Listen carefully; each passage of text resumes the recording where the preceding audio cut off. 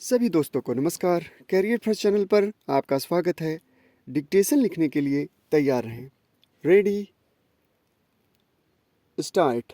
मानव द्वारा विभिन्न प्रकार की तकनीक का विकास करके आपदा के प्रभाव को न्यूनतम करने का प्रयास किया जा रहा है।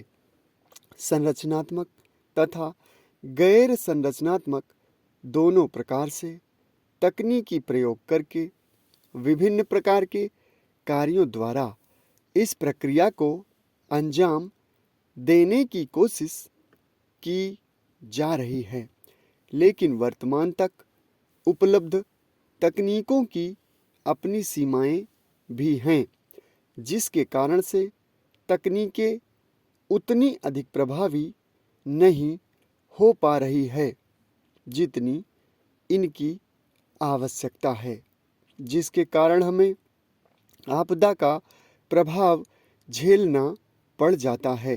अतः आज आवश्यकता है कि ऐसी नवीन तकनीकों का विकास किया जाए जो आपदा के न्यूनीकरण में सफलतम भूमिका निभाए। उम्मीद की जाती है ऐसी तकनीक का विकास हो भी जाएगा जिससे मानव समुदाय ही नहीं वरन संपूर्ण पर्यावरण सुरक्षित हो सकेगा। आपदा प्रकोप का अगला चरण है।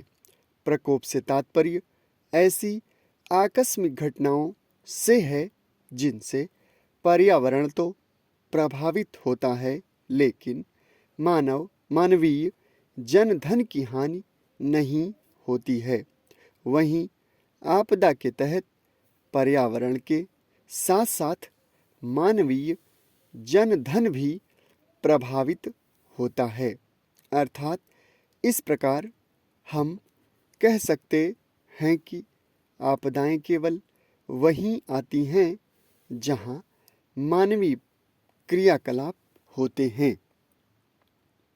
वर्तमान समय में मानव ने अपने कार्य क्षेत्र में विस्तार किया है, जिसकी वजह से आज वह उन क्षेत्रों में भी पहुंचने लगा है जो कभी उसके लिए अनुपयुक्त हुआ करते थे या उसकी पहुंच से दूर थी।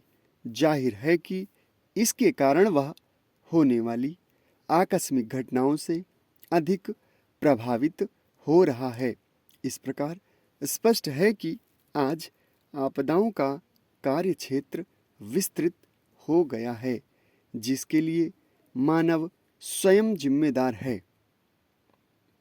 मोटे तौर पर आपदाओं को हम दो भागों में बांट सकते हैं, जिनमें प्राकृतिक आपदा एवं मानवीय आपदा प्रमुख है।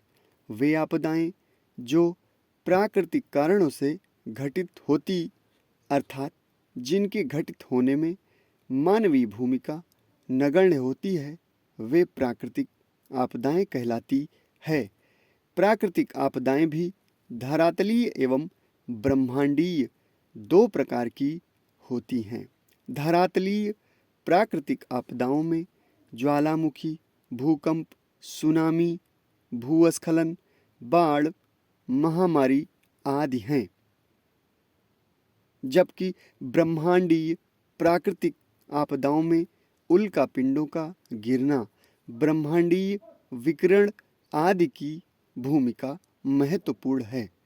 प्राकृतिक आपदाओं में अधिकांश की तीव्रता अधिक होती है और ये विस्तृत पैमाने पर क्षति पहुंचाती है। उदाहरण के लिए विगत दिनों उत्तराखंड में आई बाढ़ और रूस के चिल्लावीय में गिरा उल्कापिंड इसके प्रत्यक्ष उदाहरण हैं। सामान्य तौर पर प्राकृतिक आपदाओं का एक दूसरे से संबंध भी होता है, जैसे भूकंप के बाद पहाड़ी क्षेत्रों में हुए भूस्खलन से संरचनात्मक विनाश होता है। साथ ही नदी मार्ग भी अवरुद्ध हो जाता है, जिससे बाढ़ की समस्या उत्पन्न होती है। समाप्त। धन्यवाद।